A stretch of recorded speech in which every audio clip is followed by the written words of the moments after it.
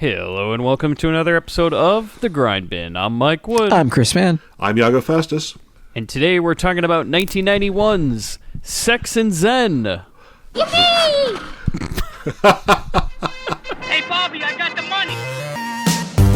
Yeah, I made the tease. But you're a hooker. Get that goddamn thing out of your mouth. Where did set it, knocker? I don't know. Spooky got no real rhythm. We're gonna play a little game, baby. I just love fun and games. Get a little girl all hot and horny. This is Los Angeles. How the hell would women live? I'm horny. And maybe Daddy wouldn't have had to kill himself because he couldn't get it up anymore. What a shame. It's for jacking off. Come on, just step on the gas before we get creamed. So guys, we're back. Faustus, you have returned to The Grindbin with another oddity from overseas, Sex and Zen. That's right. We got him back in the studio. We dangled that 50 on a fishing line around the block, around the corner, and he followed it back to Grindbin Studios, and he's waiting for that other half of the 50. So we're gonna make it worth his while. So here we are doing the second Category 3 movie. I remember you all did Robotrix about a year ago now. Which is sort of the first example of Hong Kong Category 3 movies, which are, I guess, sort of hard. It's sort of a kind of a hard R, and this is You could say that. yeah, and these are sort of a lot of them are sort of soft core. So Sex and Zen here, this represents also the promotion to Grindbin All Star of Amy Yip Chi Mei. Who appears prominently in Robotrix and is now in this rather curious adaptation of a real classic from the 17th century That's of right. Chinese erotic literature. There's something called the Lo Putuan, which is commonly rendered into English as the Carnal Prayer Gnat. It was written by an author named Li Yu, whose dates are 1610 to 1680. And he was quite a character who, he passed his civil service exams at the end of the Ming Dynasty, but his career got wrecked by the fact that the Ming Dynasty came to an end, and so he had to become a theater impresario and novel writer instead. He was no great respecter of proprieties, and in addition to the book that our movie is based on, he also wrote a collection of works called Silent Operas. They include a love story between two men, that parallels a heterosexual marriage, very unusual for 17th century China. He also created a story which might be the only one in all of pre-20th century Chinese literature that's a romantic love story between two women. And this was resolved. Yep, it was resolved in the only way open to someone at that time, which is that both women married the same man. Well, they didn't do that in this movie, that's for sure. No. There's sort of a swap, and that's going to be an important part of the story. Did anybody play the flute in that story, or? You mean in the story In the book? that in the books? Well, we'll get into the book a little bit from time to time. It's going to be tricky because there is a reception issue having to do with how the book and the movie relate. The book is vastly more detailed. Unsurprisingly, it's vastly more sophisticated. And if you're foolish like me and put the book's title into Google Translate, Lotu Putuan comes back as. You want to take a guess what it comes back as? I'm not even going to try. Google Translate will bring this back to you as meat futon. So that is a lesson about Meat Google Translate. Futon. Worst black metal band ever. I was going to say, I think they opened for us somewhere in Germany. So the novel is very funny. It might be kind of thought of as being kind of like a Chinese version of one of these, 18th century French novels of porn and philosophy, like Thérèse Philosophe. But it's also just funny at a level of something like Confederacy of Dunces.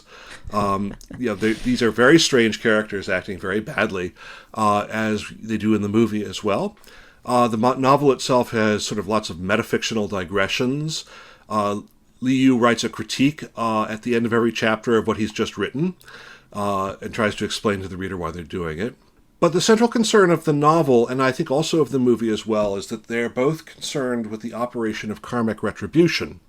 And karmic retribution not just in the afterlife or in a future life, but in the earthly life that the characters lead. Characters who commit adultery are doing one of the worst things imaginable in an essentially Confucian society. And where family bonds are the most fundamental to keeping the society together. And so characters have to repent or they are going to come to a bad end. The translator of our Cardinal Prayer Mat, Patrick Hanan, who is a great sinologist, says it really could not be otherwise in any novel written in 17th century China. To write otherwise, it would be like writing a version of, I don't know, say Lolita, in which Humbert ends up being elected president of the United States. So, I guess we're in the worst continuity here. But it's also, Prayer Mat is also a great work of literature. It opens with a very touching opening lyric, which I guess I'll read to you in Hanan's translation. It goes as follows: "Raven hair so quickly gray, ruddy cheeks soon past. Man's unlike the ageless prime, his fame and fortune ere in flux, gone in the flower-destroying blast. How sad if youth is deprived of joy, from the courts of love the old are cast. Since once more you hear the siren song, young masters, rush to enjoy the flowers' throng. True paradise on earth, all things considered well, is found in bedroom bliss. Unlike the realm of fame and glory, here joy begins and troubles cease. Each day is spent in slippered ease, each night in drunken slumber, till the morning bell. So open your eyes, take this to heart. All the world's a vast, erotic work of art." Yeah, Faustus, when I have the money, could you be the one that reads my my autobiography? Sure. Can I make up like funny voices for characters? By in all real means, life? please. My voice is the funny voice, so by all means. You know what? I gotta say, Faustus, I love having you on the show. I really do. 'Cause Yeah. this is very entertaining for me to listen, because the amount of research you do and the entertainment that you bring is great. You take us from community college to like Harvard. Oh, absolutely. This is Grindbin, like you said, Grindbin University Right. at this point. Yeah. Well, there's even things that seem kind of like orphaned and weird and bizarre often have surprisingly sophisticated backstories. There's nothing that's really simple in the world. Not even this weird Hong Kong softcore porn movie, as we're about to discuss, I think. I mean, it's weird because critically the movie's a bit of an orphan. I've had a hard time finding a lot written by people, who write commonly on Hong Kong movies, and there's a lot of literature. I have notes on this, and which I'll probably publish, concurrently with the episode coming out, so that people who want to see, what's written in Hong Kong cinema can look at the bibliography I have. It's a Category 3 movie, as we discussed before, and you guys did a decent job of discussing what Category 3 means back when you did Robotrix. But just to cover it again for people who may have missed that episode, in the old days of Hong Kong cinema, everything was covered by something like the old Hollywood production code. Sex scenes were not allowed, neither was the depiction of crime that went unpunished, and there was no concept of age restriction on movies. So a film was either acceptable for everyone, or it was acceptable for no one. But in a wave of public concern that followed the release of John Woo's movie A Better Tomorrow, which is pretty violent if you've seen it, this is from 1986, the Hong Kong authorities decided to adopt a rating system consisting of a Category 1, that's kind of like, G, PG, acceptable for all ages. Category 2A, which is not suitable for children, maybe a PG-13. Category 2B, a little bit harder, not suitable for children or young people. And then Category 3, which is for people who are 18 years older only. And this is clearly a Category 3. Hong Kong is an unusual environment, to say the least, in terms of its filmmaking, where the industry churns out a huge number of movies. Just for one little city-states. Most of these movies were made on what by Hollywood standards were tiny budgets, often in the low six figures in US dollars, on very tight shooting schedules, sometimes numbered in days, and they often had very short exhibition runs, often less than a week. And interestingly enough, this makes the Hong Kong industry in the 1980s look a little bit like the U.S. exploitation industry that we discussed in my previous Grindbin appearance in the 1930s. Movies made very cheap, released for short runs, and the big difference is that Hong Kong doesn't seem to have had U.S. exploitation's more exotic exhibition practices. I found no evidence that a human corpse was ever used in a Hong Kong movie lobby, but Oh God. But whereas that actually did happen at least once in U.S. exhibition. That's right. I don't have a budget for Sex and Zen. The theatrical gross in its initial release appears to have been about Hong Kong dollars 18 million, which would have been about 2.3 million at the then prevailing US 2.3 million US at the then prevailing rate of exchange, which is a big box office for a Hong Kong movie. Yeah, and this movie, you can tell very cheap because there's only about 3-4 locations. About 3-4 locations, a lot of costumes, but the production values otherwise looked reasonably good. And this is also where Amy Yip Chime was really at the height of her stardom. Oh yeah, this is there's a lot of Yip tease in this movie, as we discussed in Robotrix or Robotrix, however you want to call it. You infamously told us we spent a whole episode calling it the wrong name. Well, I mean, I'm not convinced that there's a right name. I just have a preference, and it all feels the same. If we could dig up some of the people associated with making it, assuming that they're willing to own up to that, maybe they could tell us how it should be pronounced. But I've been unable to do on this. The phone. Yeah, right. No one can get Yip on the phone. That's part of the problem. It is possible that many of the more elaborate costumes and sets were recycled from different productions. It looks like it. Actually, I was going to say that it looks like all of this was existing sets. I think it was all existing sets, probably all existing costumes as well, and they could have been had for very cheap, because historical costume drama is a huge part of Chinese popular entertainment. I mean, you turn on the TV, and it would be like turning on the TV in the U.S. and here's a soap opera, but it's set during the War of 1812, and you could go on and on. That's a lot of Chinese entertainment. There are interesting stories about this movie being possibly reflecting triad involvement. Triads are Chinese gangsters, essentially. Right. They belong to these secret societies that were supposedly founded in the time of Manchu rule, to resist Manchu rule, but have subsequently degenerated into just various kinds of organized crime. And they were big in Hong Kong. They were big in Hong Kong cinema. They financed a lot of productions, which is easy to do when your productions Big Yip fans. Yep, big Yip fans. There's a story circulated by various people, possibly including Amy Yip herself, that she was forced by triads to appear naked on the set of Sex and Zen. Oh my God! Which is something that she never actually did in her movie career. Which is why there's something called the Yip tease, right? You never see her nipples, you never see her pubic area, unlike many other Hong Kong Category 3 actresses. And possibly this was a large part of her appeal, because people were always hoping to see something that they never actually did. It's got to be how they'd rope them in. Yeah. Right? I'm sure it's a part of it's part of the exploitation. But I mean, it was a kind of a bad scene in Hong Kong. I mean, there are lots of stories about actors being kidnapped, actresses being raped by triads if they refused to appear in triad-financed productions.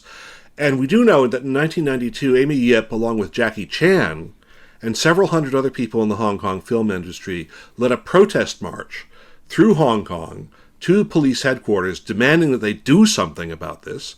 The police did establish a special investigative unit, but they didn't really achieve anything. Oh, I think we know all about it. They were in Robotrix. Yeah. So, yeah. Yes, the biggest of the biggest crew. They didn't succeed. So, I mean, that's some background on the movie itself.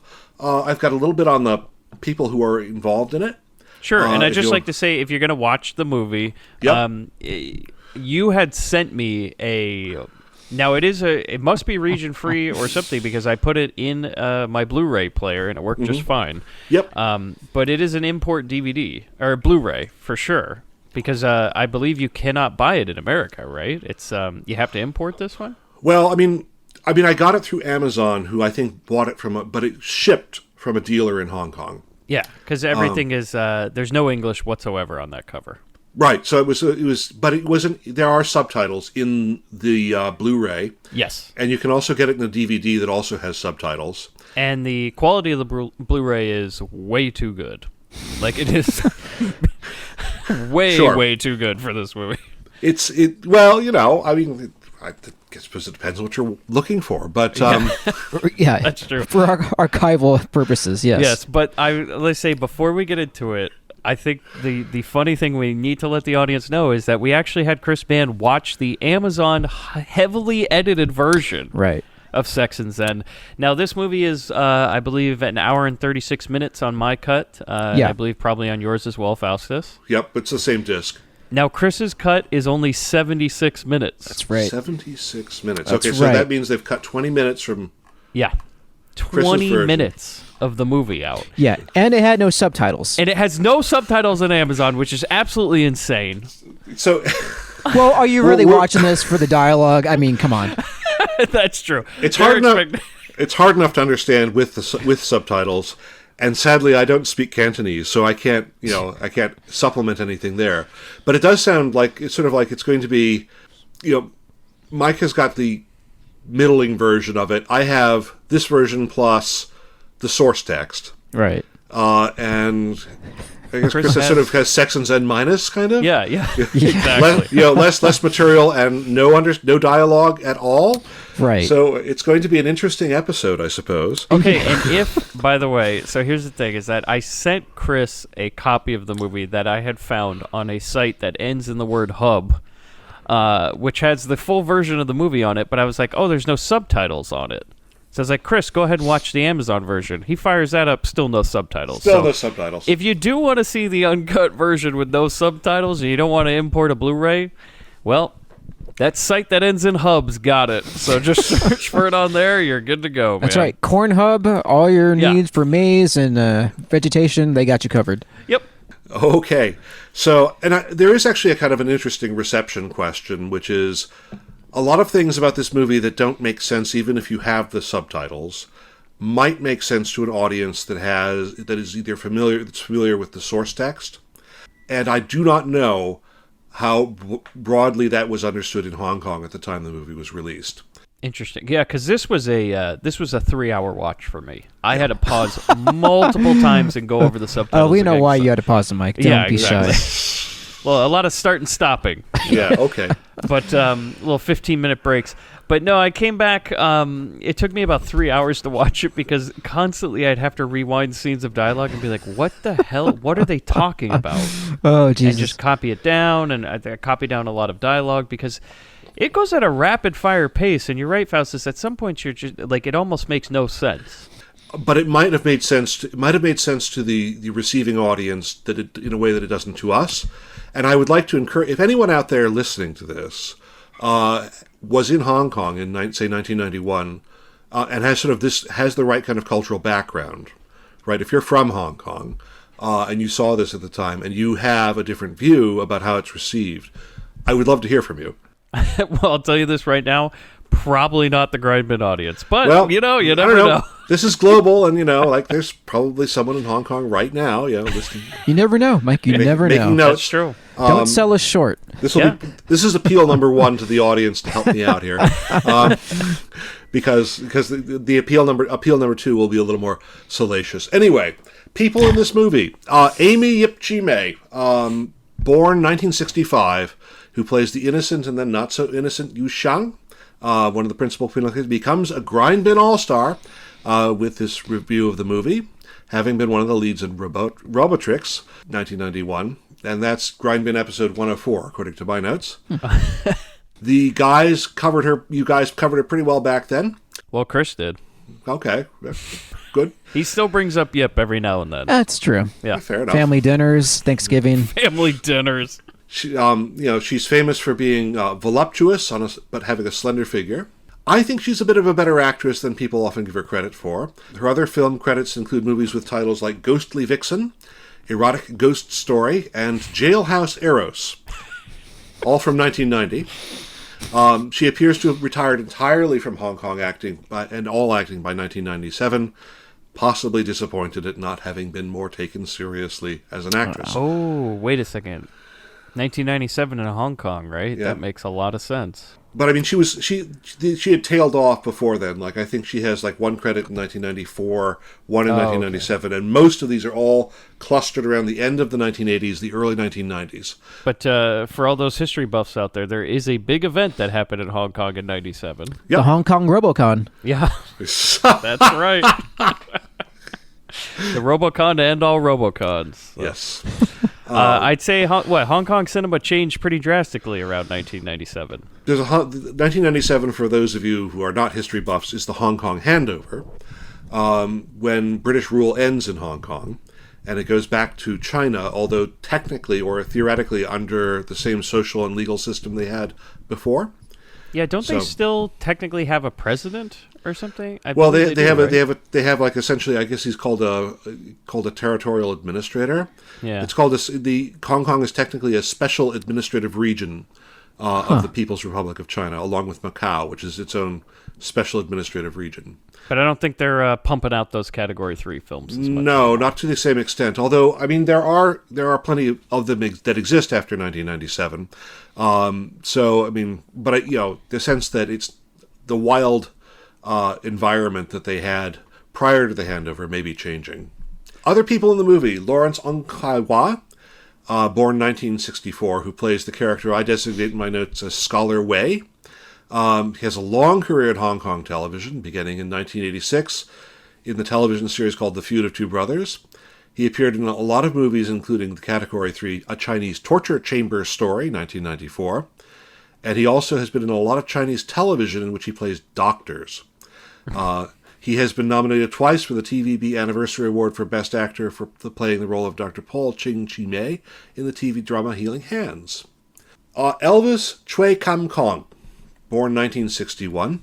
He plays Wang Tzu, who is the spousally abusive silk dyer, who we'll be getting to. He's a very prolific Hong Kong actor with at least 152 film credits. He graduated from the Guangzhou Academy of Fine Arts with a degree in arts. He went to Hong Kong in 1982 to expand his career as an artist, photographer, model, and nightclub singer. He has appeared often in martial arts and erotic films, often as a villain. He has been nominated twice as a Best Supporting Actor for the Hong Kong Film Award, in 1994 for All Men Are Brothers, Blood of the Leopard, and in 1997 for a movie called Viva Erotica. Lo Lie, born Wong Lap Tat in 1939 in what was then the Dutch East Indies, plays the master burglar Sai Kun Lun. He has 229 acting credits beginning in 1964. 229? Well. Yep. Well, my God. Week-long shooting schedule. He was busy. Yeah. He also has 9 director and 3 producer credits. Oh, wow. He is probably most famous for his role as Chow Chi Hao in the 1972 martial arts film The Five Fingers of Death. And he died in 2002. Kent Fatty Chung Juk Si, born 1951, who plays the quack surgeon, Tian Kan Zi. He has 135 acting, 9 directing, and 12 producing credits in Hong Kong, and has twice received the Hong Kong Film Award for Best Actor. Once in 1985 for Why Me, and again in 1996 for The Log. The Log? The Log. It doesn't say whether it's his log, but... right, yeah. We'll get to that, too, I suppose. Oh, boy. He also has 2 Best Actor and 3 Supporting Actor nominations. Carrie Ng Kai La, born 1963, plays Madame Gu. She is a prolific actress in both mainstream and Category 3 films in Hong Kong, including the Hong Kong cult classic Naked Killer, 1992. She won the Golden Horse Award for Best Actress in 1993 for The Remains of a Woman, and Best Supporting Actress Hong Kong Film Award in 2000 for The Kid. She's recently taken up directing, and she's directed Angel Whispers and Knock Knock Who's There.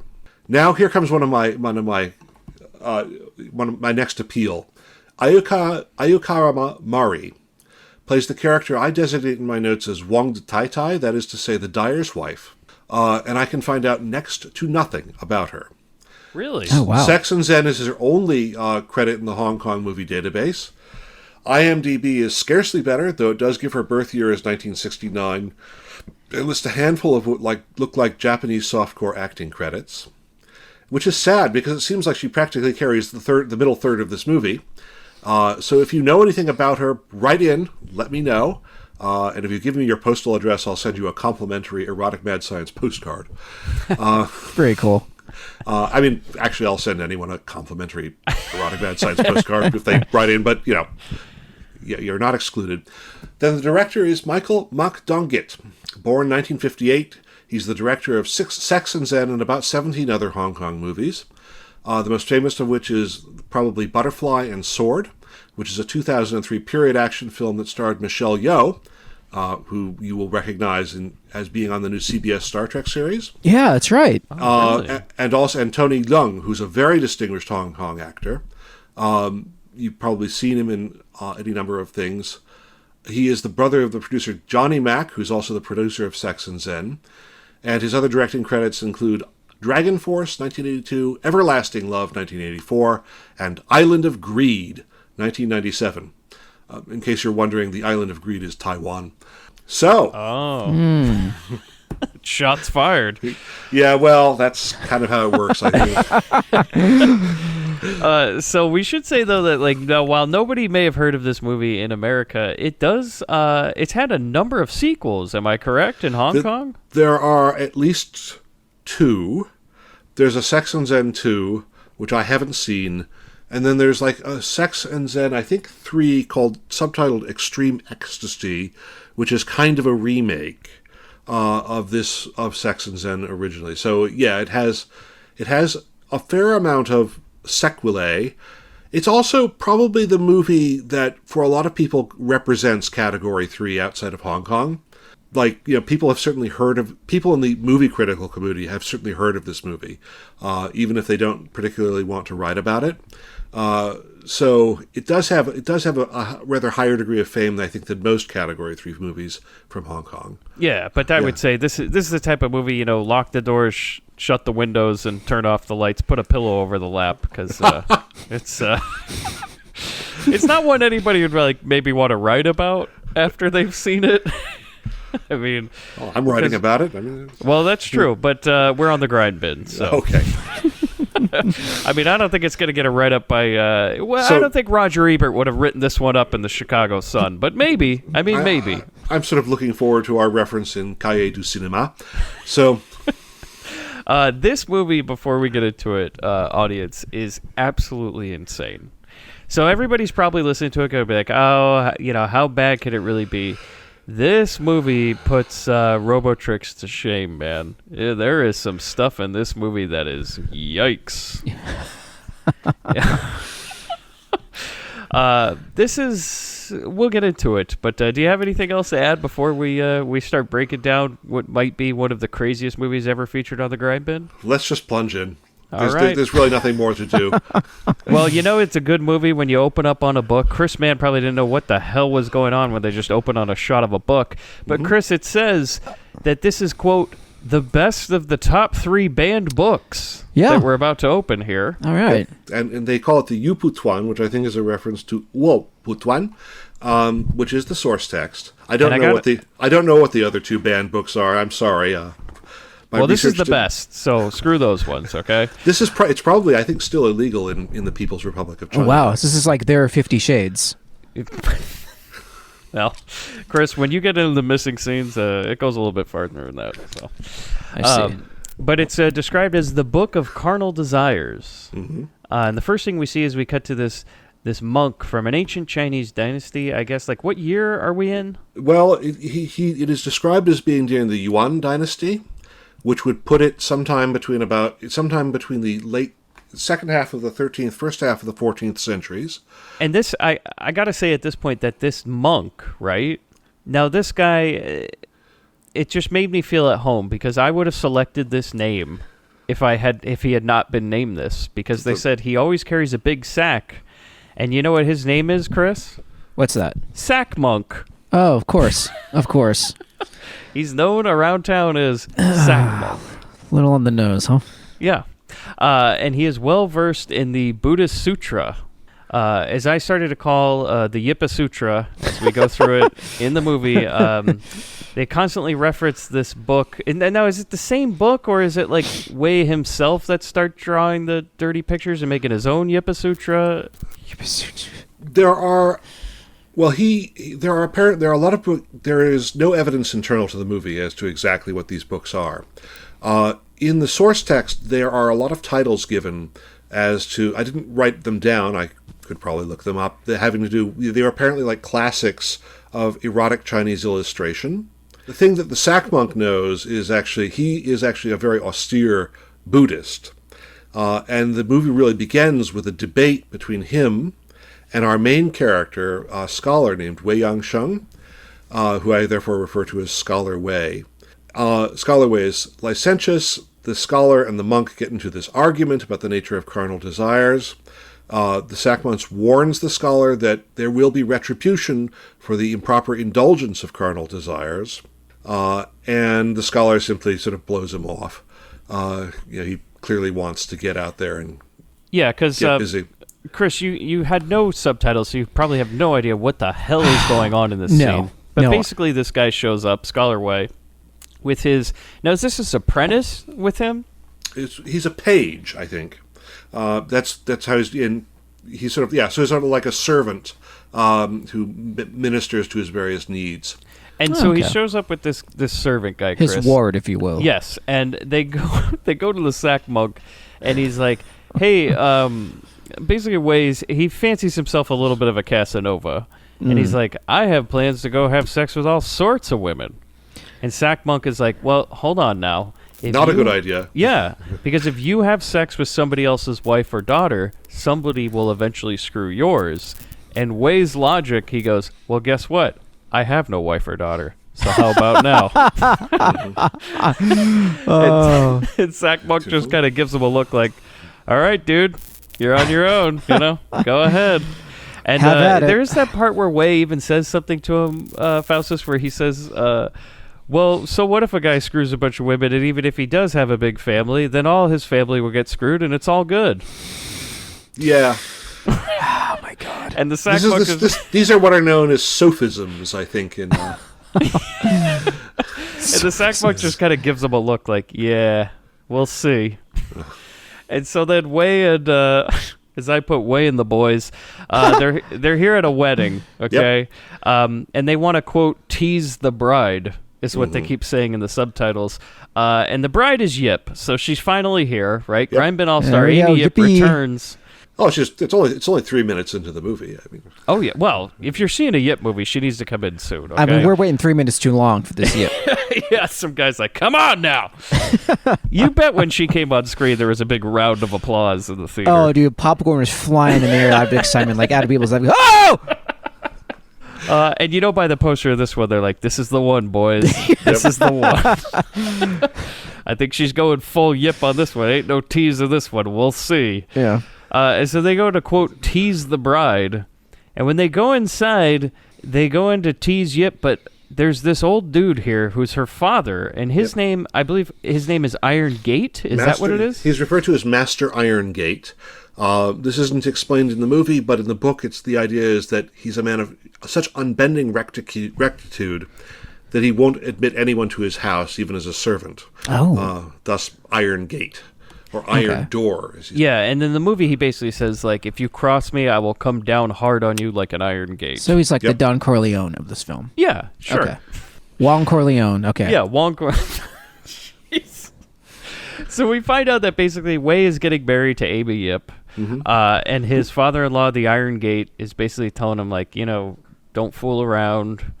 And that's basically what happens in this scene, is that we learn that Wei is getting married to Yip.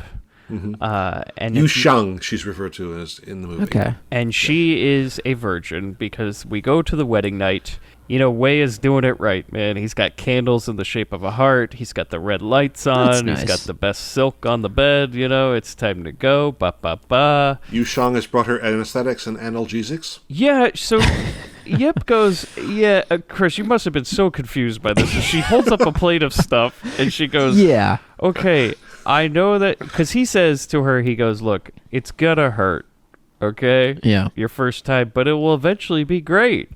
And she's very scared of it, and she thinks that sex is horrible. And so she holds up this plate of stuff, and she says, "I want you to apply the antiseptic before, and then I want you to give me the painkillers after." Okay, because I thought they were doing some kind of weird ritual, like he was going to sacrifice her or something. When I was watching, I was like, "What is going on?" Like now they're eating sushi, and it's that seems like a reasonable interpretation if you have no Yeah. if you have no subtitles. They're gonna pull a Heaven's Gate or something. But it's actually she's applying an anesthetic to herself. Okay. Yes, which we'll learn later in the movie. This anesthetic, man, it's like somebody injects you with Novocaine. If it's the same stuff that's used later in the movie with the doctor. Oh boy, it makes you go numb fully. And boy. so you see Wei's face, and he's like, I don't know about any of this. And I'm like, did he find this out before marriage, or is this arranged, or like, what the hell's going on at this point? I mean, I think that, it's his wife has been socialized. Yushang has been socialized to think of sex as something kind of dirty and shameful. Scholar Wei is not anticipating, this in his bride, but she clearly is not looking forward to any kind of marital relations. Not only did she bring anesthetics to the wedding night, but she also has the equivalent of a white ball that she bites down on, sort of like biting the bullet. I saw She that. puts a golf ball in her mouth. Yeah. And she also she straps up her legs in This is red insane. silk in a position that really looks like it's more suitable for a gynecological examination. Oh my god. Then She's sitting on a bench, Yep. like in So- the stirrups, So basically. things are not going very well. The sex that ensues is exceedingly awkward. Well, although it's- also that Wei has a little trouble performing tonight. Yes. Because Well, he's so off put by the whole thing. And the lights are on, and that's her first mistake. That's true. He's like, I don't know. So he kind of goes in the corner and kind of, tries to get that machinery going. He's rallying the team. Yeah, Yep. because this is ancient China. We don't have Blue Chew yet. Like, you can't just, get it going on a Right. whim here. And at one point, she's just like, is everything okay over there? He's like, all right, come on. You're watching now. It's a little awkward. Yeah, and come then on. A we watch see- pot never boils. All right, come on. And we do see this thing where, these children are sneaking in the room trying to get a glimpse. Apparently they're being spied upon by... I interpret them as Yushang's younger siblings.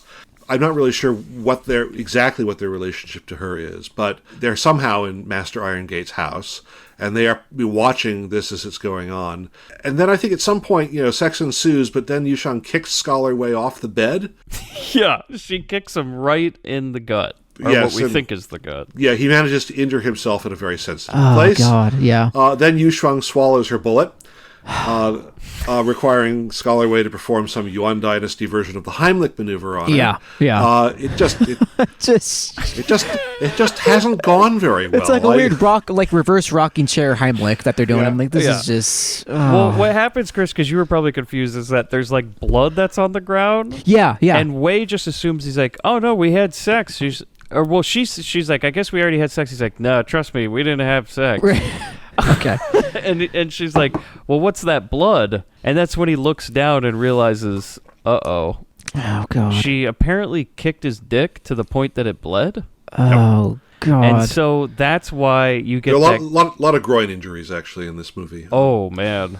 But that's why you get that great scene, Chris, of where now he's tied up in the stirrups. Yep. And she's applying the medical stuff to him now. Yes. So the tables have turned, haven't they? So now it cuts to basically, even though this hasn't gone well the night of, we learn it has gone well in general because they're hanging out now later on.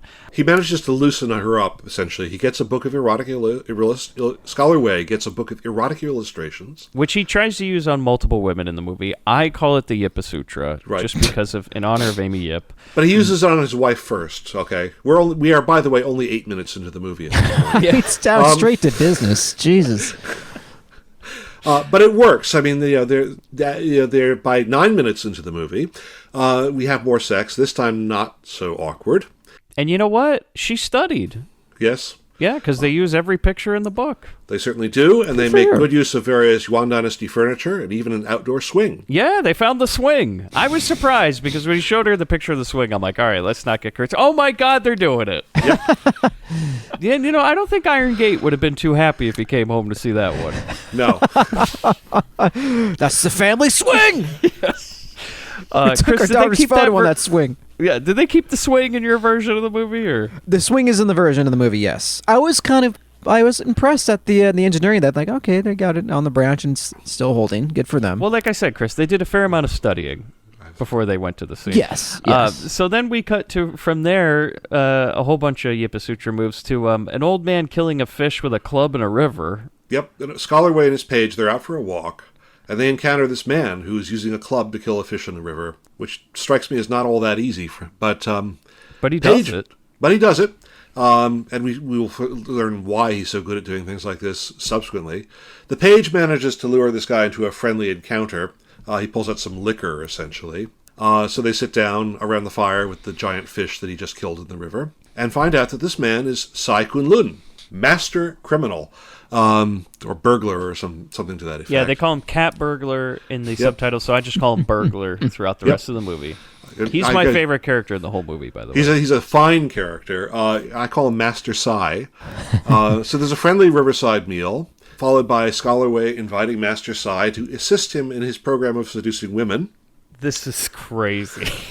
And this doesn't really go that well. Master Sai departs. We should say his description, Chris, this is what you're missing without the subtitles, is that Wei says to him, he goes, "Look, man, you're a world-class burglar, and you break into women's homes all the time. So just come back to me when you find a hot one, and then help me break into her room, and I'll seduce her." And that's his plan to get women. So this is literally like any other like 80s teen comedy we've covered. Yeah. Yeah, that 80s teen movie where a guy finds a cat burglar and says, "Hey, can you get me into those rooms?" Close enough. And so, yes, he thinks this is a horrible idea, and he just kind of, I guess he just kind of flies off because he just flies into the air, and the burglar just leaps into the air and flies off screen. But he has picked Scholar Wei's pocket. He's such a master that, in fact, we actually have Scholar Wei. He looks inside his cloak. He pulls out a little purse. He says, "Oh, they didn't steal my money. I can feel it in there." And then he realizes that he's replaced the coins with rocks. I was like, what the fuck? Why are they? I was like, what's with the rocks? Yeah, Chris is just like, man, are they that like ancient training? Chinese money is weird. They're training for like a triathlon or something. Or? So then we cut to Wei doing his studies, and this kid runs up and he goes, "Hey, I found a target." And, okay, Yep. Chris, you missed this in the subtitles, but this kid brings a Scholar Wei out to this courtyard with a lady walking downstairs, and he goes... There are two of them. And he goes...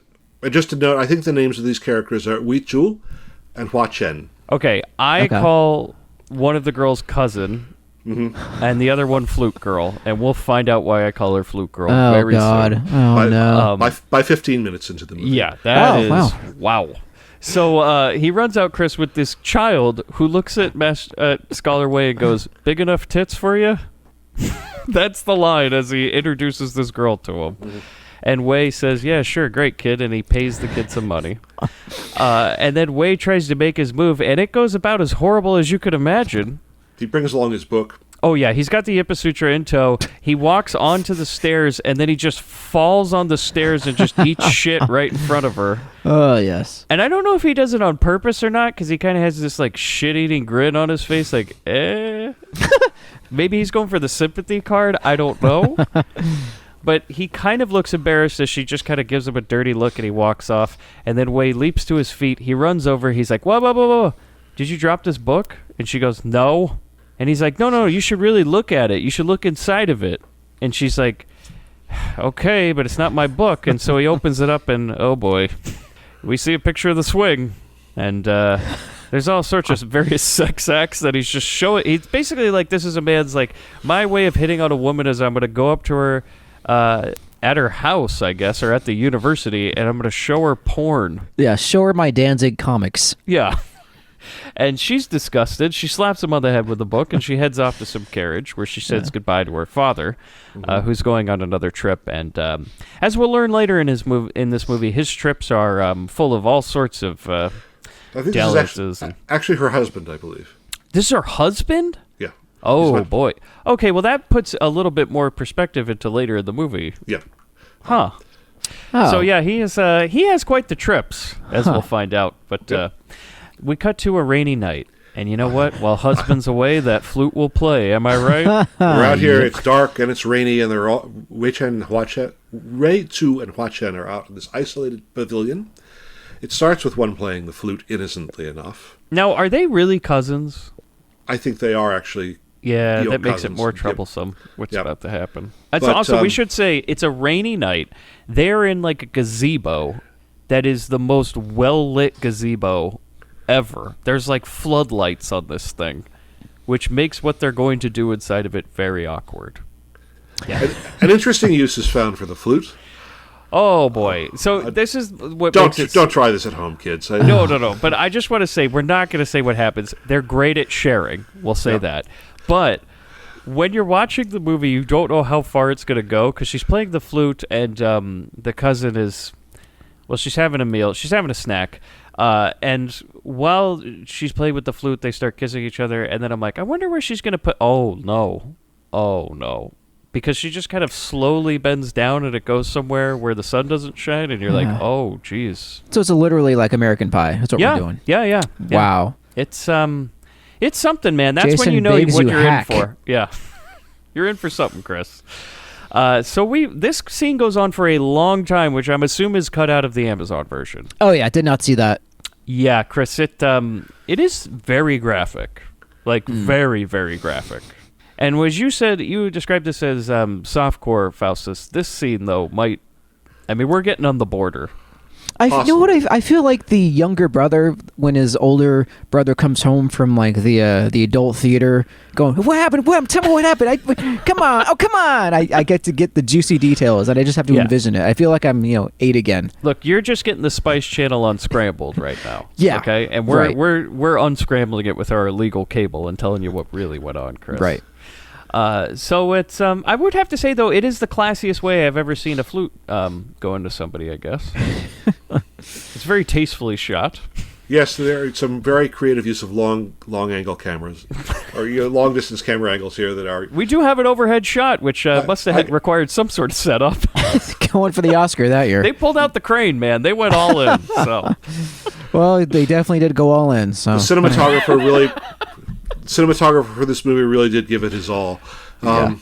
So we go. Wei is back at school, and this goes for about 3 minutes. Yeah. So a lot of people, I think, made it to this point in the movie, and then they might have not seen the rest of it. But no, we're troopers. We watched the rest of it. So Wei is back at school, right? And he's learning how to, I guess. So, he's at home. He's doing. I think he's just reading. Well, he's clearly, drawing, right? He's clearly he's drawing. I think in terms of where Scholar Wei exists in the fictional universe or his world is, he's probably either about to take civil service examinations or has taken them. So he's fairly senior in terms of his scholarship. But it doesn't really matter because events are going to intervene. Master Sai comes back in, right? Yes, the burglar is here. And how does he enter, though? Because this is an amazing way how he enters the scene. Well, he begins, first of all, he drops the money back through a hole in the roof. Yeah, with a string attached to it. Yeah, he's pulling a Spider-Man. Yeah. Yep. Yeah, that's exactly what I said. He's the Spider-Man of the Yuan Dynasty. Spider-Man. And then he comes leaping through the window, with a spin and a toss, and he comes in. And he explains that he's returning the scholar's money plus 10% interest. I don't know why exactly. Yeah, I couldn't figure that out. Yeah. There is a hint. This may be one of these reception issues because in the book, this guy turns out to be kind of a more interesting and admirable character. He's got an elaborate set of rules about people he will not steal from. He's got a so-called fivefold non-stealing path. So he said, he will not steal from who? Well, Wei is a perfect person to steal from. Well, there might be some reason why he won't do it. But at any rate, he comes in, he warns him, look, this is not a good idea to be involved in seduction. Yes, and because Wei tries to convince him, he's like, so what about that idea I had about you breaking into people's houses and telling me if there's good-looking women in there and then I can sneak into their rooms? Yep. And he's like, no, man, we can't be doing that. But then he does say something. He goes, it's very risky. And you're going to get in trouble for going after other people's wives. I mean, you ever heard the sack monk talk? Yep. And he says, but I would do it if you can show me how big your dick is, Wei. So, Chris, you probably missed that in the subtitles. But yes, certainly. Yes, the cat burglar says to him, let me see it. And Wei grabs a... So what is this called? They keep a joss stick, I believe. A joss stick, which is basically a stick of incense that you burn over time. And so a common measure of time in this movie is 1 joss stick, 2 joss sticks, half a joss stick. Cool. Yeah. So And so Wei grabs one of them and he goes, "It's about this big." And the burglar kind of laughs at him. He goes, "All right, come with me tonight and I'll show you why this is a bad idea, dude." So the burglar and Wei go to watch this lady. And I guess, I don't know really what she's doing, but Faustus, what did you say that the profession of her husband is? He's a silk dyer or a silk merchant of some kind. He's got a shop full of silk. The character is called, I think, Wang Tzu, and he's the one played by Elvis Kong, the giant man. Yeah, as we'll get into. But when they see his wife, she's just throwing silks, like making a roof out of silks. Because I'm confused, like, because I do not know about what the hell is going on. I'm just like, what is she doing? Yeah. She's like making a patio out of silks. She's probably drying them or airing them. I assume so. I don't really know a lot about silk sales or production, but that's my guess as to what she's doing. So she's just throwing silks all over the place, like, and making a roof out of them. And then she's on a ladder, and she kind of like falls a little bit, and they're worried about her. But she goes inside, and we should say, I think she ripped a couple of the silks as she fell, right? So she goes inside, and her husband, he's a real slob. So this guy is just like shoveling food into his mouth, and he's just like this dirty silk merchant, I guess. A silk dyer. So he doesn't even, he just dyes the silks, is what you're saying. I think he dyes and sells. Because remember, later on, Scholarwood will go and ask to buy some silk from this woman. This character who has no name internal to the movie that I can find. I just called her Silk Wife. I called her something similar to Wang de Tai Tai in my notes. I mean, she has a name in the novel. She's called Fragrance. Okay. But here, they didn't give her a name, the poor woman. No. But she comes inside, and her husband's furious because he's like, "I heard sounds out there. Did you rip the fabrics?" And he's really mad about it. And then he gets pissed that there's no fish for dinner. And he throws something at her face. Mm-hmm. And then kicks her in the gut as she goes flying across the room. And in one continuous motion, he kind of like Hulk Hogan rips his clothes off. Yeah, I was trying to figure out why he was doing all this. Like, did he not like the color of his silk? Well, Chris, I'm not sure if this was in the Amazon cut, but boy, he's packing heat. No, I didn't see that. Behind the silk, Chris, from our point of view, the silhouette is about 3 feet long. The silhouette I saw, yes. Okay. Yeah, and they have it set up like a nice waist height. It is silhouettes. Below the waist, it goes very far down to the floor. Right. And Wei, you cut to him, and he's shocked. And basically, this is why the burglar brought him here to go, "Look, dude, this is what you're competing with." And so now the character, as I called him, Big Dick, grabs a chain, and he like starts whipping dishes off the table. And then he says he's going to... Well, his wife goes to town while he's drinking a bunch of water. It's a really weird shot. Oh, I think wine, actually. Oh, is that wine? Okay. Yeah. Because she's down there, and he's pouring like a jug of wine all over his face. And then he tosses her around the room. They're having sex all over the place, all sorts of rattan furniture. There's a giant chain which he he loops over a beam on the top, below his roof. He climbs up the chain, pulling his wife with him. They continue. Continue in that position. I think the idea is to cast this character as a nasty, brutal thug, because this is a very abusive scene. Yeah, I couldn't imagine casting him as anything else. You know? But the burglar is now. He goes, "See what you're competing with, Wei." And then the next scene is that the burglar now has Wei tied up on a tree with his pants down. Yep. It's another Spider-Man move here. You're right. He is like, what did you say? He's the Wan Dynasty Spider-Man? Yeah.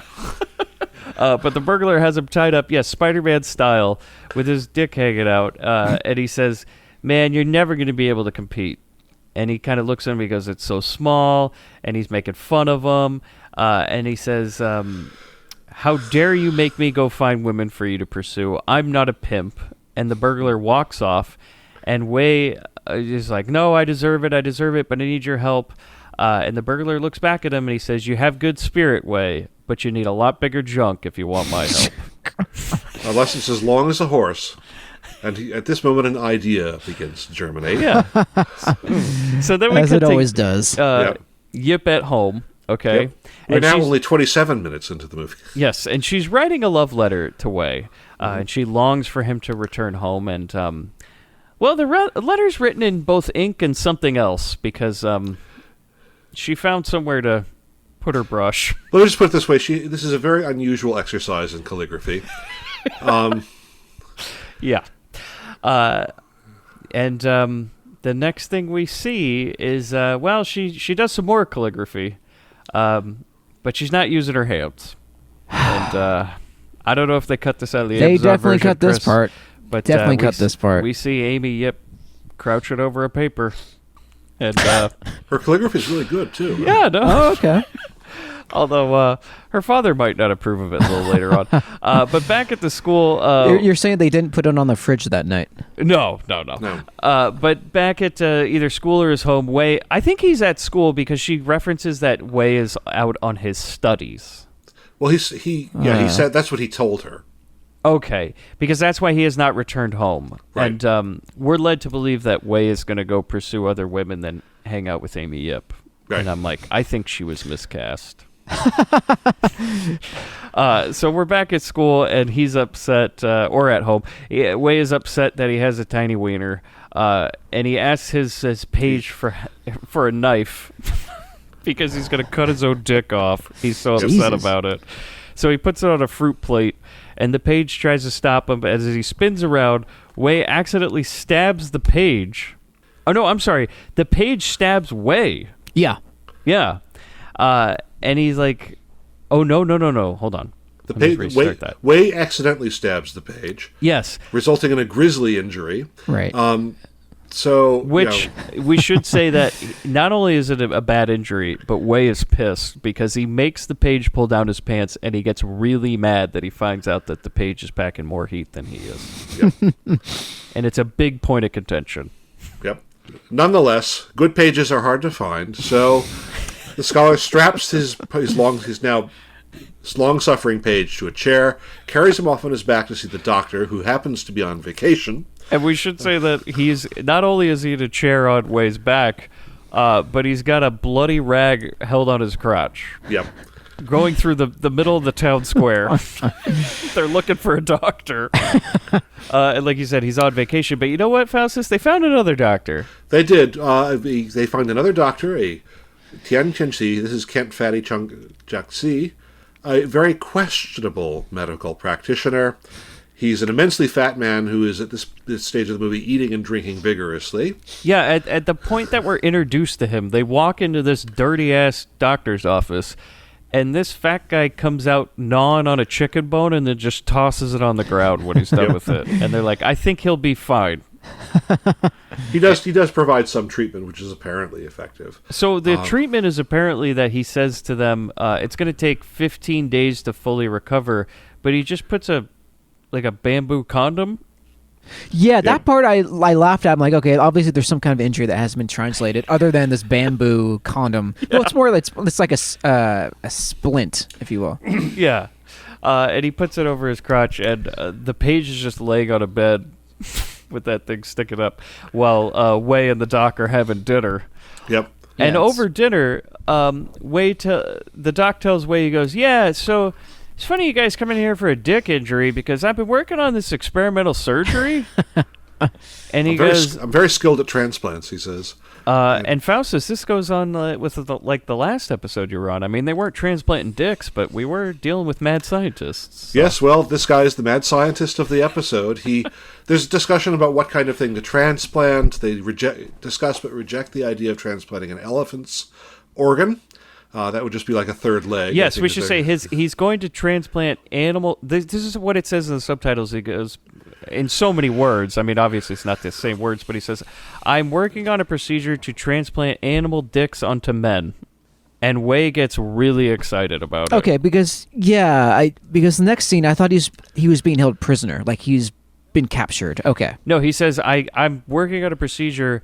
I have never tried it before successfully, I believe he says, but I really need to try it out. I'm going to transplant an animal penis onto a man. And Wei is like, oh, great. What type of animal do I want the dick of? He goes, a dog? And I'm like, a dog? What the hell? Like, of all the animals to pick, that was a weird one. And then he goes, elephant, yes. And then finally, Faustus, what did they decide on? They decided on a horse. Can I make a point about the dog? Which is that there are apparently, this is one of the benefits of reading the source text, there are unusual beliefs about dog penises in Chinese medicine. Okay, because it made no sense to me. I'm like, well, The version in the novel actually is it's much ickier and much more involved than what you actually see in the movie. But there's like an elaborate discussion of how dog penises work. I won't go into it, but there are reasons. Like pages and pages of how they work. Or at least paragraphs and paragraphs. Like I said, it's a highly discursive novel. Yeah, we wonder why this is banned, or so they eventually decided a horse, right? Yeah, a horse. They're like, yeah, a horse dick will do just fine. Which is amazing because the next shot is Wei coming back all smiles with a horse. Yep. He's just got the biggest grin on his face as he's found a local horse, and he's bringing it back. And then we go to the surgery, and Chris, now this is what you're saying. Now things become genuinely insane. Yeah, yes. I was just completely lost. I thought he was like one of those things where you wake up in the bathtub with your kidneys missing situation. Yeah, but you're it looks awake like the whole something thing. like that would have happened in like the Big Bird Cage or some sort of weird torture device. Yeah. Because it's a big barrel. They put Scholar Wei in a barrel, all right? With a hole cut out in the crotch region. Right, yeah. Through which his equipment is to be put. Dr. Tien I'll try to describe this because this is... I took a lot of notes on this. Dr. Tien comes out with a guillotine, right? Yeah. And he said, and Scholar Wei says, "What the hell is that?" And Tien says, "This is called a guillotine. I learned about it by reading foreign books." At this point, I make a note. This would not have been possible during the Yuan Dynasty. This is 500 years too early. I'm sorry. Hold on. Why am I? Why? And then I sort of, why am I writing this down? This is a movie about a guy who gets his horse dick transplant. The historical accuracy. I like why the idea exist. that halfway through your notes, you're like, I'm watching a movie where they're going to put a horse dick on a man, and I'm worried about the use of guillotine. So, anyway, they've got this elaborate setup where they're going to have the operation take place at 3 a.m. because this is sort of like the right astrological time for it. And they said it'll work just fine unless, of course, it rains. And why has it got to work because it rains? Well, because Dr. Tien's mother was like raped and murdered on a rainy night or something like that, and he's traumatized about it. Yeah, he gets some sort of like Batman flashback. He does. And then, so there's a procedure. The doctor, basically, Scholar Wei is given one of these really powerful anesthetics. His existing equipment is guillotined off. But then there's a problem, first of all, there's a problem. It starts to rain. Then Dr. Tien's dog runs off with Scholar Wei's equipment, only a fragment of which is eventually retrieved. Ick. Yeah, that's a whole 3-minute scene. That's a whole 3-minute scene chasing the dog around with. Okay. Then of course there's also a problem that's very difficult to get the horse to actually be knocked out. When he eventually does get knocked out from drinking wine, he kicks Dr. Tien in the head. The horse penis flies up in the air and lands in the page's mouth. Now, Chris, was any of that in the Amazon cut? Was any of the horse dick flying through the air and landing in the page's mouth? On the Amazon cut? No. Sounds like Amazon really did cut the good parts here. Yeah. But they really performed their own surgery on this movie, is what you're saying. There's a moment of yes, they really did. It was seriously castrated. At any rate, this goes on. It's the moment of great tension because they're running out of time, as measured by the joss sticks that say how much time they have before it becomes impossible to do the transplant. And we should say though that the tone of this is all like a Three Stooges. Yes, like that episode of the Three Stooges where they cut Curly's dick off or something. This is completely slapstick. Yeah. Scholar Wei is forced to roll himself in his barrel across the floor to revive the doctor before time runs out. Unfortunately, in the process, he spills anesthetic all over the doctor's hands. The storm outside blows open the shutters, which has the unfortunate effect of knocking Tien out of his paralysis. There's some desperate last-minute surgery to attach the horse's organ. Success. So, okay, what medical metric are they using? We have to do it before time runs out. Is this just a plot device? Chris, Chris, you're asking questions about them transplanting a horse penis onto a man. I mean, they weren't even wearing scrubs. I mean, that's what they're doing. They're like, look, the rules are out the window. Okay, like nothing matters. What's really great though is this scene is this is the best scene in the whole movie, in my opinion, because it is so like it's actually done very well for comedic effect. And there is like a lot of tension because at one point, there is a point where they think that they can't get the horse's dick because the horse isn't drunk enough to pass out. So the doc at one point grabs the page and goes, well, just use his dick. And the page is like, no, hold on. No, I didn't agree to this. And he goes on this whole rant about how pages really aren't real people. And he's kind of signed over his life anyways. So what's it matter if you're a eunuch? You don't need it anyways. It is a great scene, though. And then at the end of it, success. However, he does tell Wei, the doctor tells him, you cannot have sex for at least 100 days or you will become impotent. And he didn't tell him that before? Yeah. It's like you take the medication that gives you worse side effects than what you actually have at the beginning. Yeah. I mean, he wakes up and goes, you mean I got this horse dick? I can't even use it? Oh, man. Well, have you heard of T-ball? Back at school or his house, the burglar comes to visit Wei again because Wei has summoned him. Somehow, I don't know how he summons him, but he knows to come, and he shows up, and he's like, I think he was promised there would be a duel. Oh, okay. Yeah, and that duel does come through later in the movie. Yep. But he says, well, why'd you call me here? And he goes, well, I got something to show you. Remember how you said it could never be as big as a horse? Well... sound the gong is what it says. I'm serious, really? Chris. Oh, it that's says awesome. Sound the gong on the subtitles. Can we close on that? Sound the gong, Bobby. Bobby, sound the gong. And the page smacks a gong, and Wei whips out his horse dick. Mike, do you remember... tastefully covered with like a loincloth or something. We never actually, that much we saw. This is insane. Do you remember an old What Would Bobby and DeVito Do? And one of mine was that they had a remedy that was an ancient Chinese secret. I think this was it. Oh God, Chris. Yeah, I think we all have very similar stories about where Bobby and DeVito fit into this movie. Yeah. But no, they sound the gong. The reveal happens. It's like you said. It's kind of tastefully wrapped in a cloth or something. But the burglar is very impressed. But he says, you know what? It's one thing. I need to see it at full mast. And that's when the movie gets very weird. And I'm sure they don't have this in the Amazon cut, Chris. Because Faustus, take it away. How do you get that horse dick ready? Well, he basically threatens to cut it off because it could become poisonous. So he's whipping his sword around, generating, I guess, a lot of wind. Well, I should say what doesn't work is that they make the page. I guess I had repressed that in some Freudian way. Yeah, because they basically make the page attempt both manual and then oral stimulation of the poor skull. Yeah, this part was there. Wait, they had that in the Amazon cut? But they're not they're just showing you don't really see anything. You see it from the, yeah. Well, you do have that bizarre view. POV shot. Like, you have a horse dick POV in this movie, yes, which is I very saw that. weird. Yeah. Okay. Yeah, that was weird when they made the page do that. And like you said, that's kind of a repressed thing. I only saw it in my notes, and I was like, can't skip past that. But no, what does work, Faustus? Is whipping the sword around when he basically says, you have to cut that thing off, otherwise it's going to become poisoned. And the whipping of the sword around causes the mast to be raised, or whatever you want to say. Yeah. And then there's a comment made by Master Sai. My master never told me the secret about this blade. My notes say, yes, it's the legendary sword of Viagra. The blue sword, the sword of Viagra. You'll get it right-o hard. Yep. You just need to swing it around a little bit. Okay, so now that Master... we should say, though, by the way, that the boner is of such force that it blows the windows open. Yes. Like, the whole... it is of such force that the entire house...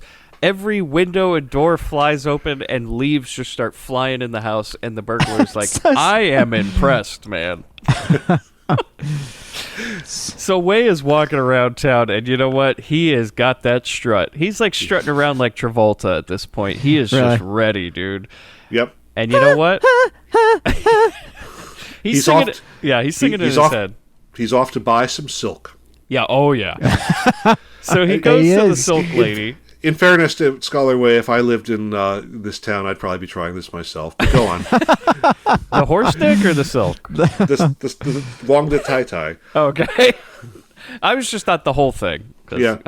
So he goes to her shop and he's like, "Can you get me some white silk?" And he only says that because it's the one on the very top, and he's gonna catch a peek or something as she goes up there. And she climbs all the way on the top of this ladder. This is when we get the other lady now, another spying lady. There's like the nosy neighbor. She's a plump nosy neighbor who seems to always be eating a banana. Yeah. And she's like always peering around the corner, watching what Wong de Tai Tai's up to. And as she's on top there and she grabs the white silk, she brings it down and he goes, "It's not white enough. Do you have anything better?" And he keeps hitting on her. And then eventually, I don't really understand what exactly happens, Faustus, but he leads her to the window. Mm-hmm. And he has set up this elaborate thing where when he opens the window, there's a cow outside of it and there's a pile of cow shit with a rose sticking out of it. Right. And I didn't get that either. I was sort of focused on the next scene where basically Dyer Wong runs in or notices what's going on and he breaks up this seduction in good, Because basically I think what Wei says to her is he's like, "Your husband, I know he beat you and he's a really bad guy, but for every shit there's a rose." Mm-hmm. And kind of like putting himself as a rose and shit. Huh. And yeah, that's when her husband runs in and he's all pissed off. So that's where Guns N' Roses got those lyrics. Yep. Yeah. But this gets very uncomfortable because as Wei runs away, the husband chases him down the street. With a club down the street. He's about to beat him senseless when then Master Sai comes in and intervenes. Very Spider-Man style. Yes, Kung Fu's Dyer Wong into submission. So the humiliated Dyer stalks off, beats up his wife a bit before heading off on some sort of business trip. But the way he beats his wife is bizarre. He just puts a sack over her head and then he starts kicking her. It's very uncomfortable. Yeah. Then he locks her into a chastity belt and heads off. Ouch. Yeah. And then later that night, she's hanging out in her room, and Wei has left her a love note that he's folded into a paper bird and hung from her bed. Mm-hmm. And it basically says, "I'm going to join you tonight at midnight for some wine and snacks." And then he has the burglar lower him into her room at night, kind of like Tom Cruise in Mission Impossible style, as he comes through the roof. And she's like, "Look, I'm not the type of lady that's going to mess around. And I mean, have you seen my husband? He's fucking crazy." And he goes, "Look, I'm just bringing some wine and some food, and we're going to have some good conversation, see where the night takes us. Am I right?" Banana Lady's here again. She's spying. Yep. And apparently, it's not happening, guys. And it's not happening because she reveals the truth is that, she's got a chastity belt on, and, her husband has the key. Oh, boy. And that's when the burglar just decides to make his grand entrance as he flips through the window. He's an accomplished picklock, of course. And Wei goes, "Hey, yeah, this is my friend. Spider-Man. Yeah." Basically. And he goes, "And you know what Spider-Man's great at? Picking locks." Cut to a sex scene. Love laughs at a locksmith. Yeah. So they have a sex scene on all the silks, which I'm sure her husband would be very furious if he came home to find out that's what they use his livelihood for. It's a relatively charming and gentle softcore scene compared to most of what else goes on in this movie. At one point, the use of a ladder is necessary to accommodate Scholarway's enhanced equipment. I'm sure all this is cut out of the Amazon version. Yeah. Interesting use of camera angles and ecstatic poses gives us a view of Aya Kamamari's back molars at one point. That's a very... Something I would not have thought of being cinematically possible, but... No. Hey, I mean, hands up, to the camera guy. Wow. Like I said, the cinematographer was earning his Hong Kong dollar on this. Open wide! So then we cut to Wei. He's eating a bunch of noodles with the page and the burglar. They're just hanging out. And then, you know what? The husband's home. Yep. And he is pissed. He comes in, he rants, and he raves... He does say in the subtitles, and I'm not sure if it's... I don't know how it's translated or not, but he basically says, "You cucked me." Yeah. No, he says it in the subtitles. He Wow. keeps saying, "I got cucked. You cucked I don't me." think he actually the subtitles actually used cucked, but It did in mine. I swear Cuckold, he really? likes it. Cuckold, yes, yeah. Cuckolded, right? Yeah, he's like, you cuckolded me. Yeah. And he's the laughing stock of the town now, and everybody's like making fun of him because they all know his wife cheated on him. He rants and raves, but of course, because Master Sai is there, he can't win in a direct confrontation. So a proposal is then made by Dyer Wong that he will sell his wife to Scholar Wei and leave town. And that's the last we see of this scene because we cut to the flute lady. Well, I mean, there is we do also okay. see a scene where he signs a contract with his thumbprint. He gets a paper certificate, which I think is money. And at that point, poor Wong the Tai Tai just drops out of the movie. I feel so bad. So at this point, Wei has bought a woman, Yep. even though he's married to Yip. Yep. So now we go to the flute lady, right? I mean, Yeah, it is Yuan Dynasty China, so he can have more than one wife. Okay. Well. Yeah, I guess that's his thing. He's gonna have ladies all over China, huh? Yeah. So I mean, it's sad because in the novel, actually, she does not drop out of the narrative. They go off and have a couple of months of sort of connubial bliss together. But this movie doesn't care about that. No, they didn't have time to film that. They Yep. spent all their time trying to get that molar shot. So then we go to Flute Lady, and she sees her husband, I guess, off on another trip, and she says, "Chris, now you must have been extremely confused as to what the hell Yep. was going on here." Yep. As she pulls out a homemade condom Yeah. It's a going away present. because Okay. she says, "I don't want you."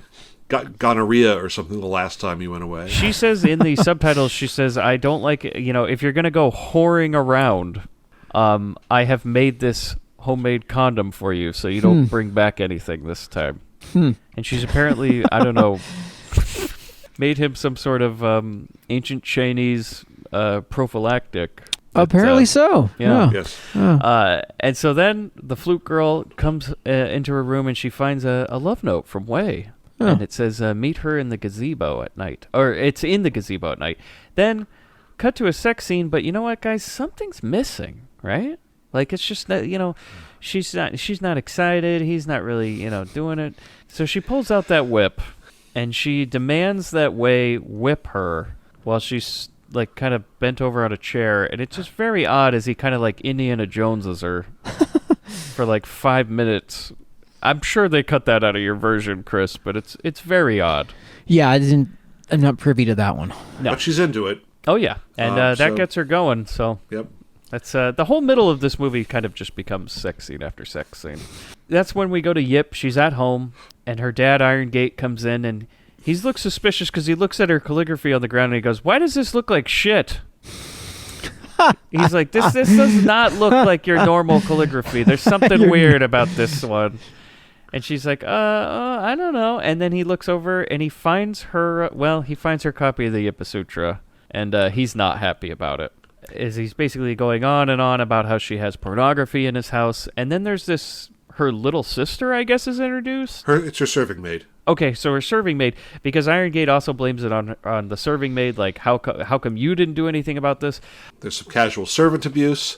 As he makes her, the servant abuse is that he, I think he beats her a little bit, and then he makes her hold a big chair over her head. She's holding a box over her head. He hits her on her hands, causing it presumably to bruise them.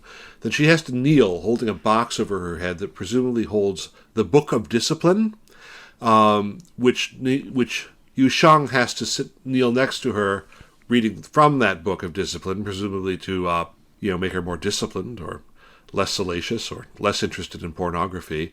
But she's not really paying much attention to her lesson because guess what? She's looking out the window at the new servant, who happens to be ex-Dyer Wong, Yep. who's big and shirtless and sweaty and chopping wood. So he doesn't sell silk anymore, he gardens. And Yes. we should say there is a part where Iron Gate, in the middle of, punishing these girls, says, "Oh, by the way, I want you to meet the new gardener."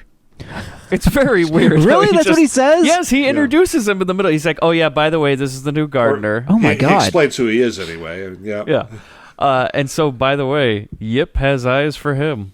Yeah. And she sees his sweaty back, and she's like, "Oh." Because at this point, Yip has been left at home without her husband, and all she has is her paintbrush. Right. And she's lonely.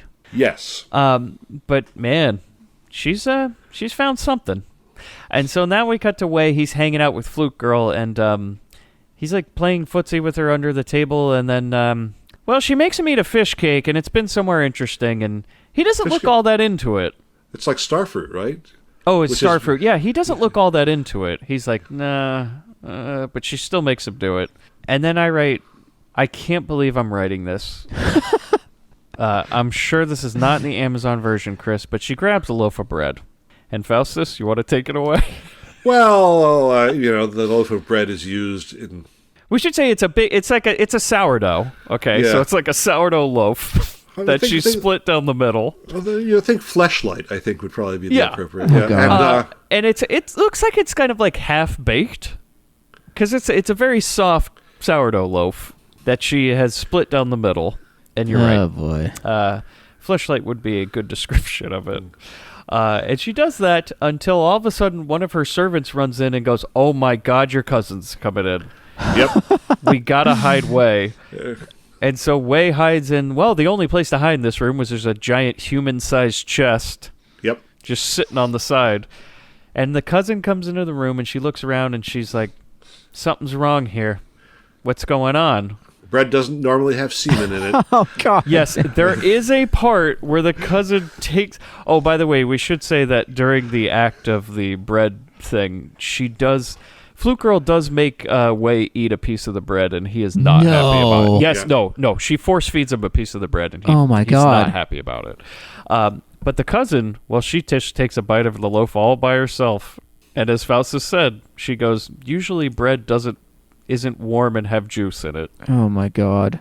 She goes, "Where's the man?" And she's looking around the room, and eventually the cousin stabs the human-sized box, and blood trickles out of it. She goes, Oh, my God. Found him. So then the cousin makes her servants bring that giant box back to her. Now, Sex lair, or whatever it is. What? I mean, Okay, I wrote... boudoir might be the politest way of putting it. What happens is, and I'm sure everybody is familiar with, because everybody sees the commercials and billboards all over the place, some sort of like sex Shen Yun show. Yeah, I've seen that. Like, what the hell is going on? It is like a Circus Olay show that they do with like sex, and at this point somehow they got Wei's servant or page, and he's tied up like a dog now on all fours, and there's a whole production that goes on that is very elaborate. Yes. It would make, it would fit at home on a Vegas stage. But the next thing we see is that Yip's taking a bath. These people have too much money and too much time, and, Yeah, they're Yip finding is things to do. Yip is taking a bath, and you know what, Faustus? She brought her paintbrush. He did. It's the notorious bath scene. With the world's biggest bath. Yeah, I have a note here, like, how deep is this thing? Because, well, I will get into why it seems to be about 20 feet deep. I know, it's like a brewery or something. Yushan goes on taking a bath, and Dyer Wong, covered in sweat and wearily sharpening his axe, notices Yushan is playing with her bath brush for a while, or possibly her calligraphy brush, until Dyer Wong dives in for some hot bath sex. And it's kind of rapey at first. I mean, It's like Dyer Wong stuffs the bath brush into Yushan's mouth to keep her from crying out. Yeah, that's weird. But it then takes a turn for possibly more consensual. But the things I said, how woke do you expect a Hong Kong Category 3 movie to be? In my notes, I have like a long footnote from a source that discusses how this is actually kind of on the softer side for Hong Kong Category 3 sex movies.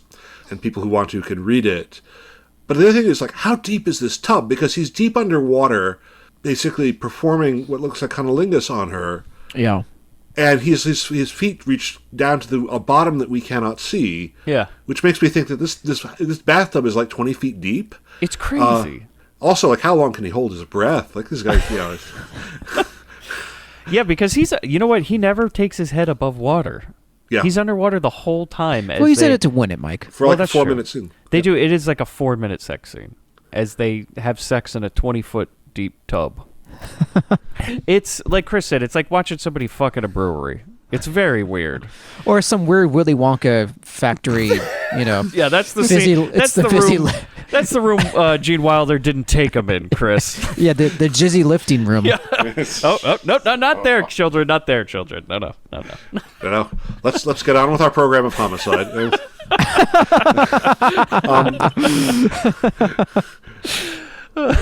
So, yes, the gardener and her, they are, it does become consensual because Yip has now written a note to her father. As he opens it, when we hear through the dialogue that she has slept with the gardener, she is now carrying his child, and they are leaving the house because she can't stand the shame of looking her father in the eye and telling him this. And her father, Irongate, is crushed. Yeah. And so Yip and the gardener are about to take off to their new life together, or so we think, because he goes, "Look, I know it's a long journey, but I've hired some servants to carry you around on this chair."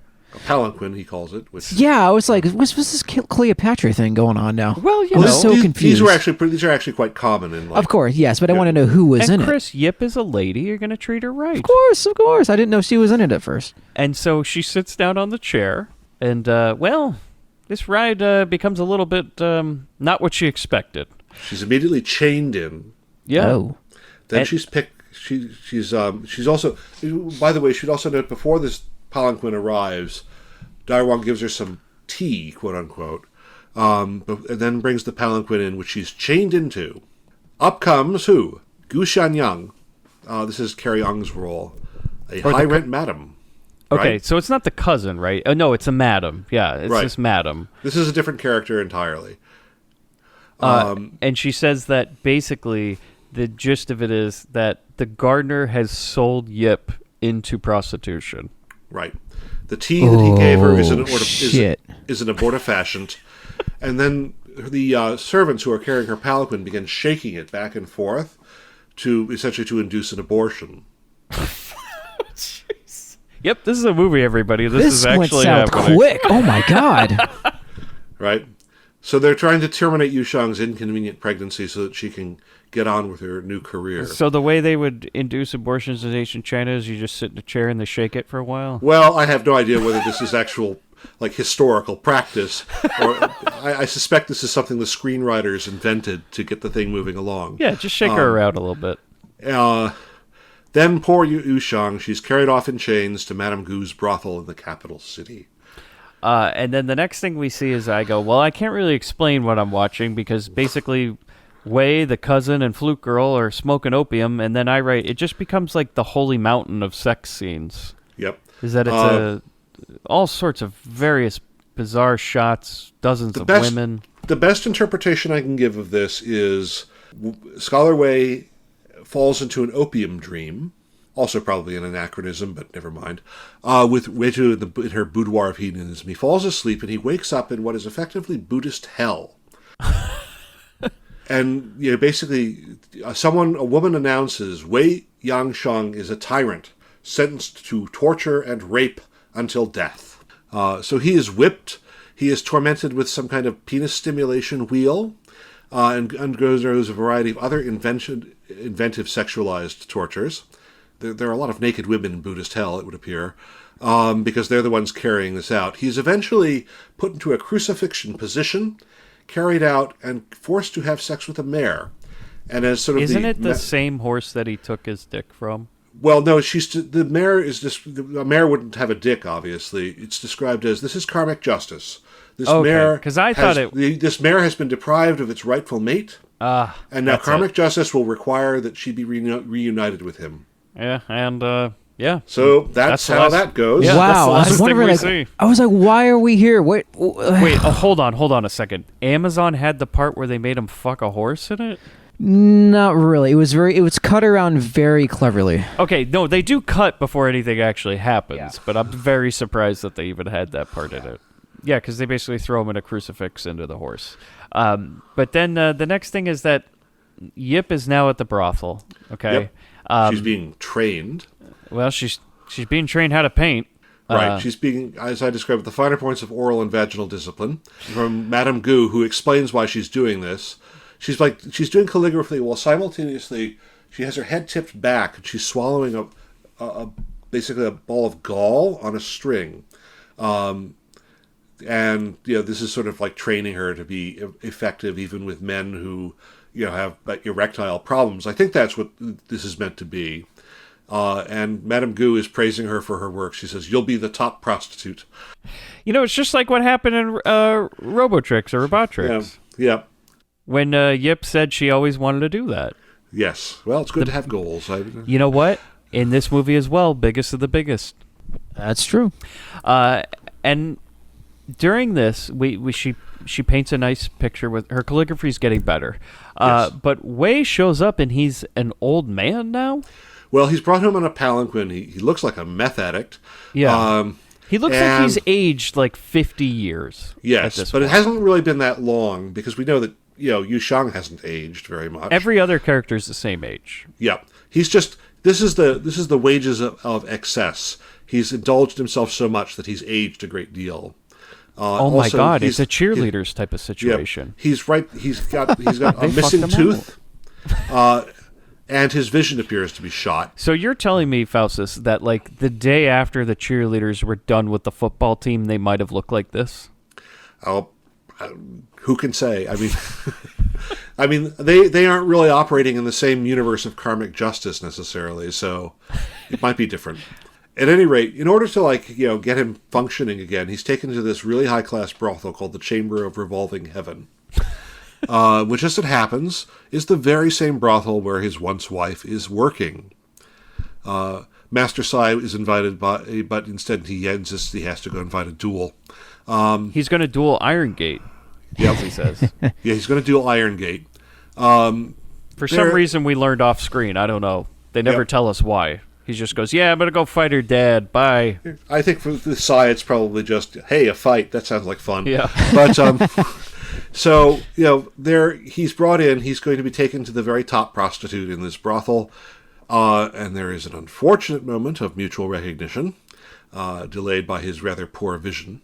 Well, yeah, because she at first goes, "Oh, that kind of looks like my husband," but it couldn't be because he looks all old and, well, he certainly wasn't that large when I knew him.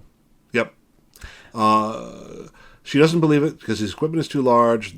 He also says, though, that he needs this procedure because he has kidney failure, and that Yip says that her powers of sex can cure kidney failure. Sure, why not? Okay, well, that's what the subtitles were telling me. So that waiting room was packed, Mike. Yeah, well, I'm sure that's what she's like. Yeah, sure, whatever. Just come on the room. But yeah, we'll get your kidney problem solved real quick, dude. So after a certain amount of sex, there's this moment of recognition. It goes very badly. Yu Shang runs off. She's absolutely ashamed. She locks herself in a room, and before anyone can catch up with her and break into the room, she's hanged herself. Interestingly, I noticed with 2 strands of red silk, which is a macabre echo of the red silk stirrups she wore on her wedding night. Oh, yeah.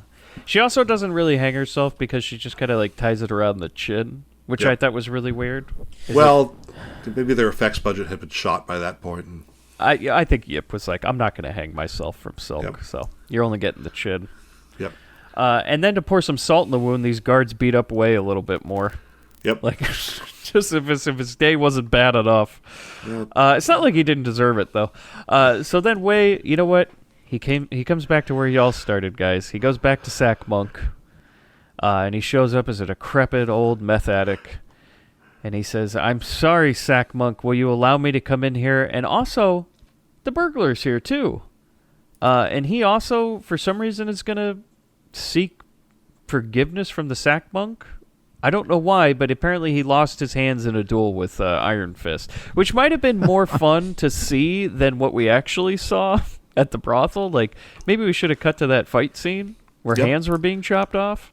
But yeah, they're both here. They're begging the Sack Monk for forgiveness. But Faustus... Also, Wang Chi is here, right? The Dire Wang, he shows up. He is seeking penance for... He is repenting for basically having sold Yu Shang into prostitution. He realizes that this is just retribution for his having seduced her, and he's sorry. So they're all told to sit and meditate by the Sack Monk, and Scholar Wei and Wang Chi embrace in a gesture of mutual forgiveness. The credits roll, beginning with the immortal words, recommended by Penthouse. Yeah. Yeah, as Sackbook makes them hug it out, it says recommended by Penthouse. And I says, what is being recommended by Penthouse here? The renunciation of worldly things for the sake of achieving enlightenment? Well, yeah. Perhaps. They've realized the hollowness of it all. That's it. The credits roll, and we're done with this movie. It's only 1 minute and 31 minutes long in my uncut version, or what? Maybe 1:33. All of this has happened. That's how crazy it is. It's a very high. It's a very high frequency of nuts. Yeah. So, with that being said, Faustus, do you recommend this movie? Oh, categorically.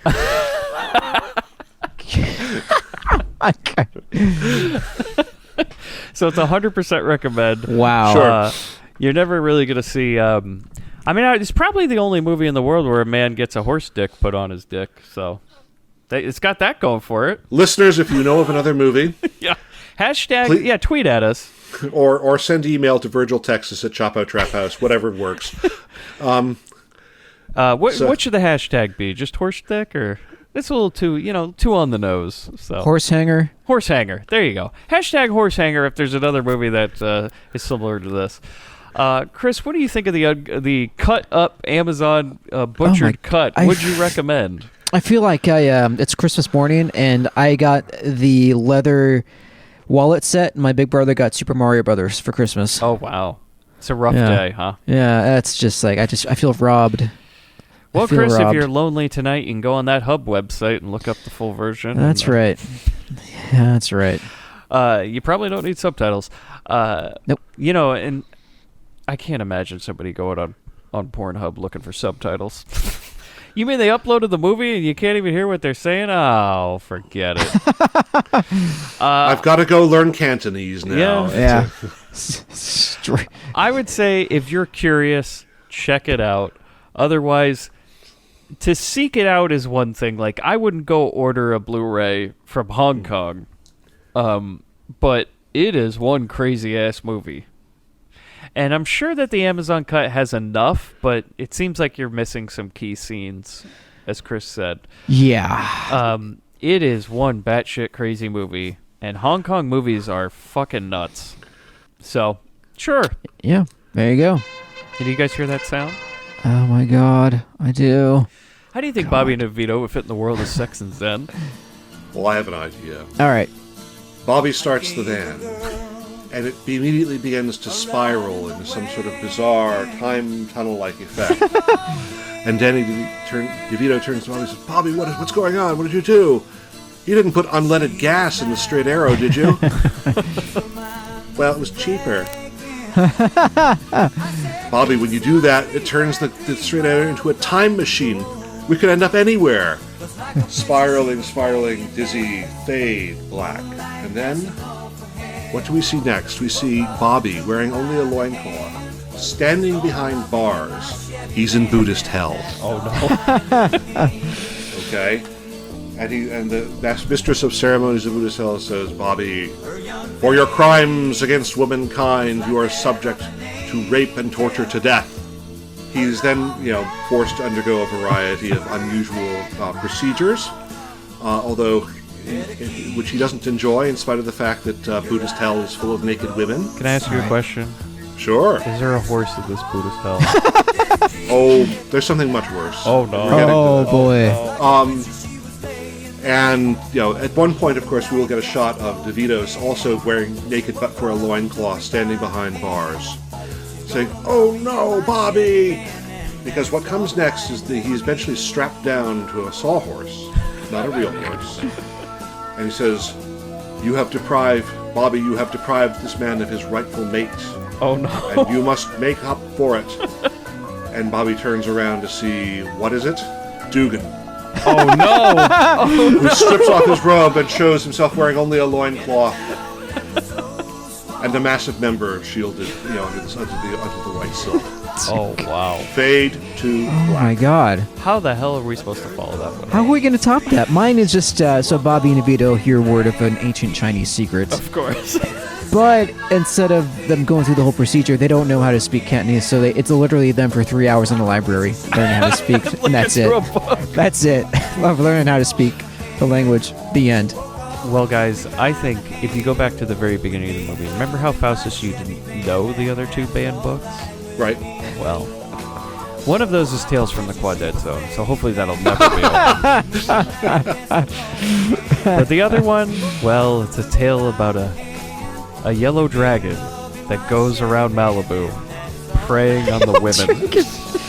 And the pictures in it, there's just the yellow dragon, and it has a poof on the top of its head. Oh my god. A red-haired poof. And it goes and it preys on the women of various Chinese villages. And if you put that into modern day, well, the parable becomes the van. Wow. So there you go. Right. There you go. It's no Faustus, but... No. Jesus Christ. I was worried, Faustus, when you said it was worse than a horse, that you were going to say that they were going to make him mate with the tailpipe of the straight arrow or something. But that Dugan touch, brilliance. Yeah. He did deprive him of a mate, so... Do you think maybe that happened, like he went to Buddhist hell after he flipped over the van at the end? You remember when he goes to that dream? That's right. Yeah, that's where it comes from. Okay. Yeah. And that's why he wakes up with a smile on his face, because you know what he learned at the end? He kind of liked it. Oh, God. Jesus. So, Faustus, why don't you let everybody know where they can find you? Sure. I am Faustus. You can find a website at eroticmadscience.com where you can find a variety of comics and other materials. It's all strictly adults only. So, kids, those of you who've been sitting here listening to us discuss a Category 3 Hong Kong movie for the whole length of this podcast, you have terrible now parents. that you know where my site is, don't go there. You can also follow me on Twitter at eroticmadsci,